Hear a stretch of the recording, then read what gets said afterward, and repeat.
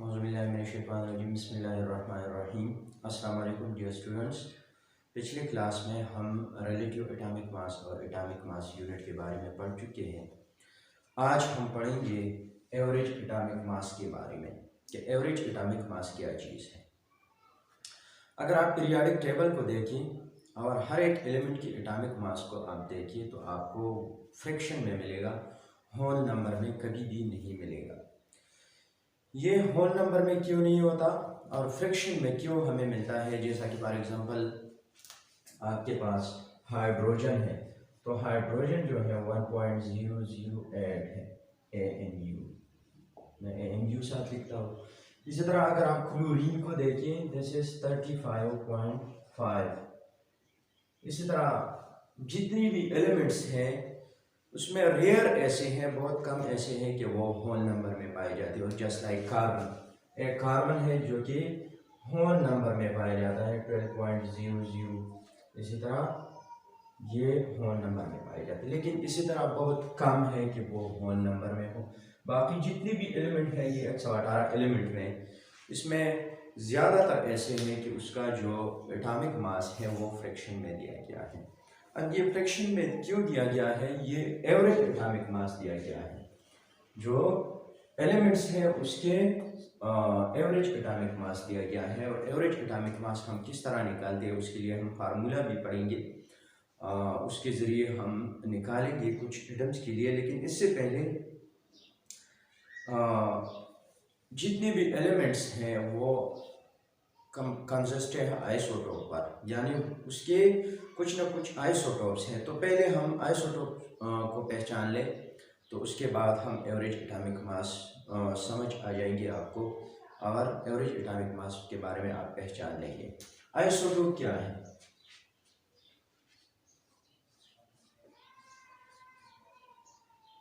या आइसोटोप्स उर्दू में कहलाता है हमजा। और आइसोटोप्स जो हैं, अगर आप यूनिवर्स में देखिए, यूनिवर्स में जो एलिमेंट्स पाए जाते हैं वो एक ही शक्ल में नहीं होता बल्कि उसके मुख्तलिफ शक्लें होते हैं। यानी एक एलिमेंट की कैरेक्टर्स जो हैं वो हर जगह एक ही होगा लेकिन उसकी मुख्तलिफ शक्लें हो सकते हैं, यानी मुख्तलिफ जगहों पर मुख्तलिफ शक्ल में पाए जाते हैं। और कैरेक्टर जो है वो दोनों के या तीनों की जितनी भी उसकी तादाद है वो एक जैसे होंगे। सो हमजा क्या चीज़ है कि atoms of the same element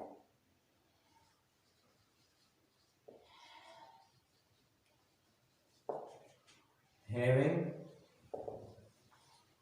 same atomic number but different mass number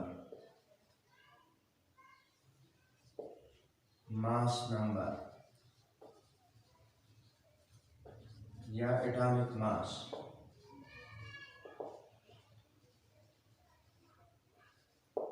is known as isotope।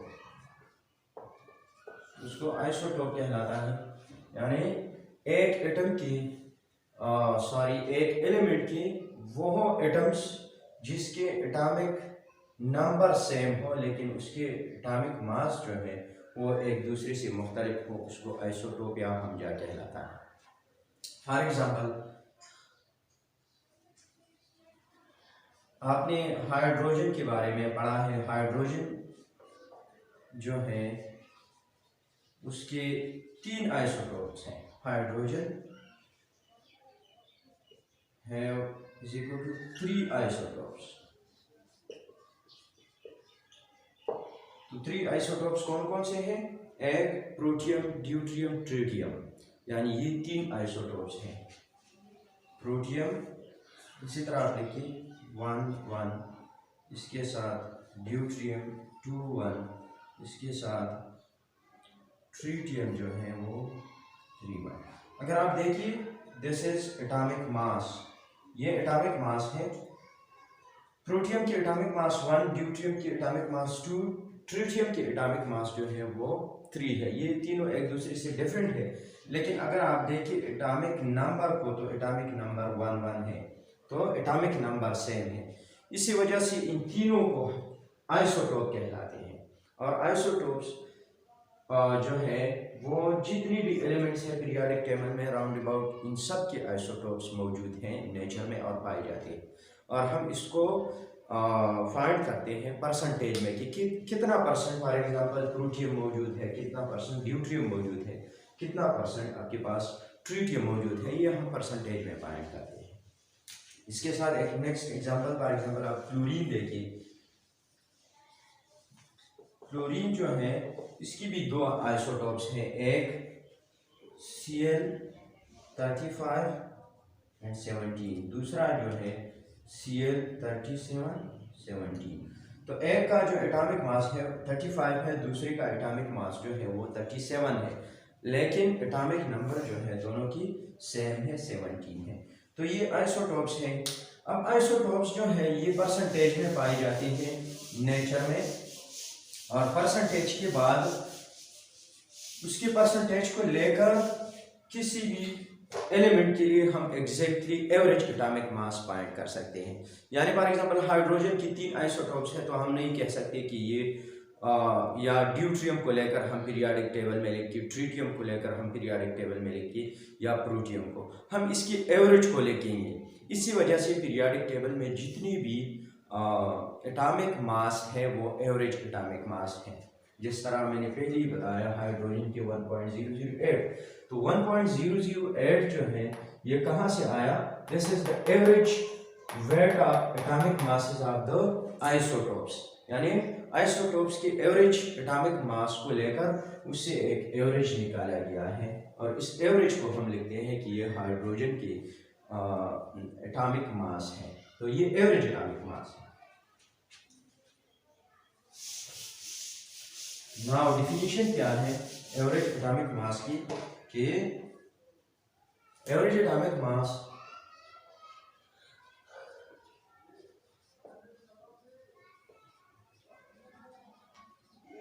is the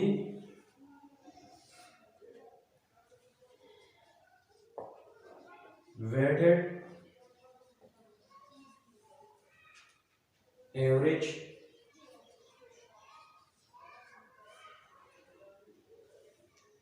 of the atoms of the atomic masses of naturally occurring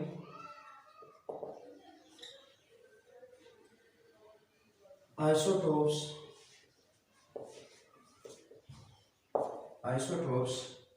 of an element। तो definition है average atomic mass of the weighted average of the atomic mass of naturally occurring isotopes of an element. यानी इसका मतलब ये है कि average atomic मास क्या है? एवरेज एटॉमिक मास वो मास है जो कि हम किसी भी एलिमेंट के आइसोटोप के एटॉमिक मासेस को लेकर उसकी एवरेज निकालते हैं, तो उसको कहलाता है एवरेज एटॉमिक मास। इसके लिए एक फार्मूला है, following are the formula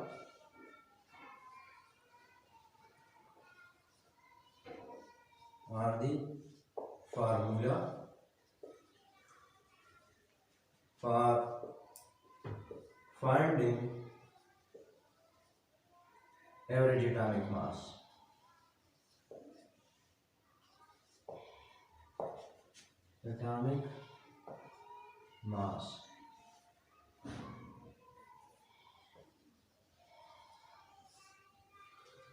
so किस तरह हम फाइंड करते हैं? ये फार्मूला है average atomic mass is equal to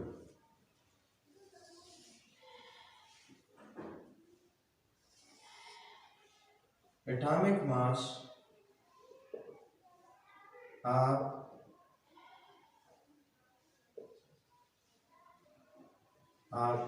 first isotope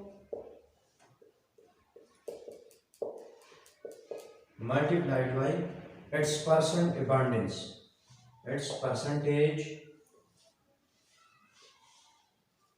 abundance, यानी परसेंटेज अबंडेंस का मतलब है कि ये यूनिवर्स में या नेचर में कितने पाई जाती है, कितने परसेंटेज में पाई जाती है। डिवाइड बाय 100, तो ये परसेंटेज में है इसलिए हम 100 पर डिवाइड करते हैं। इसके साथ अगर दूसरा आइसोटोप है किसी भी एलिमेंट के, तो इसी तरह ही टर्म आप यहाँ पर भी एक और ऐड कर सकते हैं, यानी मैं नीचे लिखूंगा atomic mass of second isotope multiplied by it's percentage abundance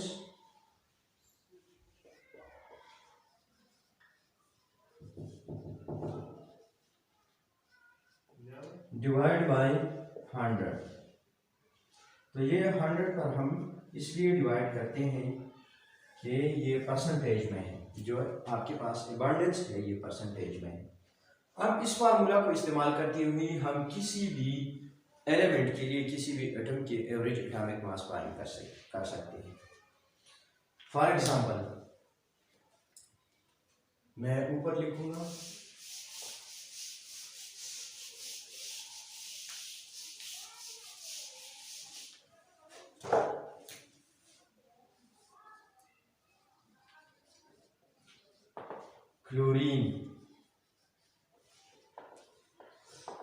chlorine जो है इसके दो आइसोटोप्स हैं।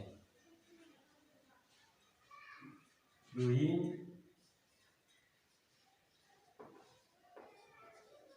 has two isotopes.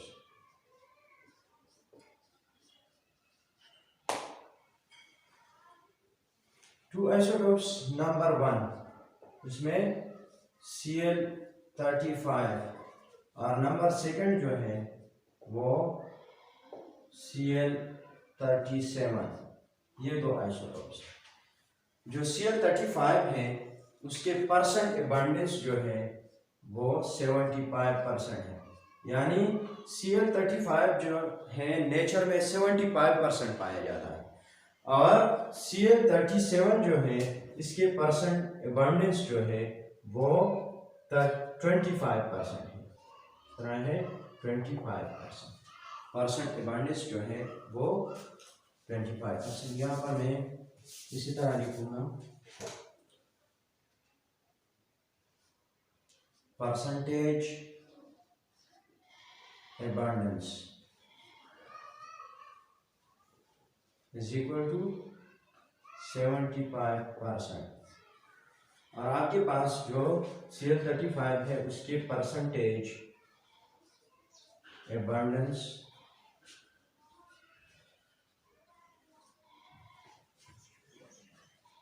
is equal to 25%। अब हमें फार्मूला के मुताबिक atomic mass of first isotope ये भी मालूम है, उसके परसेंटेज अबंडेंस भी मालूम है, और ये दोनों आइसोटोप की अगर दूसरा है atomic mass of second isotope तो ये भी मालूम है, इसकी परसेंटेज अबंडेंस भी। तो उसी फार्मूले को इस्तेमाल करते हुए हम इससे एवरेज एटॉमिक मास निकाल सकते हैं।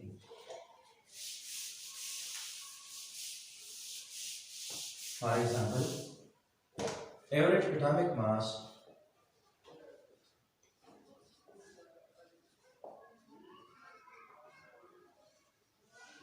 of क्लोरीन, तो मैंने इसके सिंबल लिखा। Atomic mass of first isotope this is 35 multiplied by 75% divide by 100 plus उसके साथ दूसरा isotope, so atomic mass of second isotope 37 multiplied by 25% divide by 100। सो ये परसेंटेज में है, तो पहले परसेंटेज को हल करें। फॉर एग्जांपल अगर आप इसको हल करें तो इससे आएगा 0.75 75 मल्टीप्लाइड बाई 35 AMU, क्योंकि ये एटॉमिक मास है, ये रिलेटिव एटॉमिक मास है तो इसलिए AMU हम लेते हैं। सो प्लस ये वाला sign, this is 0.25 multiplied by 37 AMU। अगर आप इस तरह को हल करें तो उससे आएगा 26.25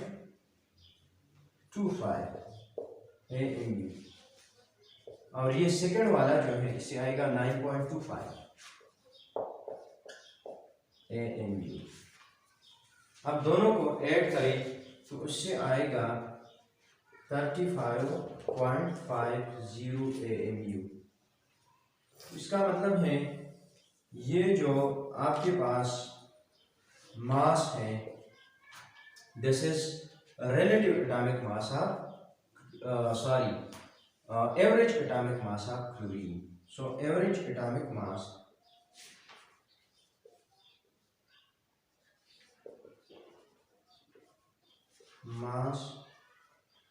of chlorine is equal to 35.50 AMU। 35.50 या 0 न भी लिखी तब भी ठीक है। सो ये क्लोरीन की। अब पीरियोडिक टेबल को उठाएं और इसी तरह देखिए तो सारे के सारे आपके पास जो एटॉमिक मासेस हैं ये एवरेज एटॉमिक मासेस दी गई है और ये सारे के सारे फ्रिक्शन में दी गई है। उसमें एग्जैक्टली जो है होल नंबर बहुत कम है। तो ये सारा पीरियोडिक टेबल उसकी बुनियाद पर जितनी भी एटॉमिक मासेस दी गई है ये एवरेज एटॉमिक मासेस, और ये किसकी बुनियाद पर, आइसोटोप की वजह से, जो आइसोटोप्स पाए जाते हैं इसी वजह से ये दिए गए हैं। So thank you. Next class में हम केमिकल फार्मूला के बारे में पढ़ेंगे, लेकिन यहाँ पर बुक में आप देखिए तो प्रैक्टिस प्रॉब्लम दिया गया है, यानी इसी तरह प्रॉब्लम्स दी गई हैं कुछ नियान के लिए और 2-3 और एलिमेंट्स है, उसकी जो एवरेज एटॉमिक मास है वो आप खुद फाइंड करें, खुद फाइंड करने की कोशिश करें और इसी फार्मूला को इस्तेमाल करें। इसी तरह अगर फॉर एग्जांपल किसी भी एलिमेंट की 3 आइसोटोप है तो आप एक टर्म और ऐड करें इसके साथ, इसी तरह 4 है तो चौथा टर्म इसी तरह ऐड करें फार्मूले में। Thank you.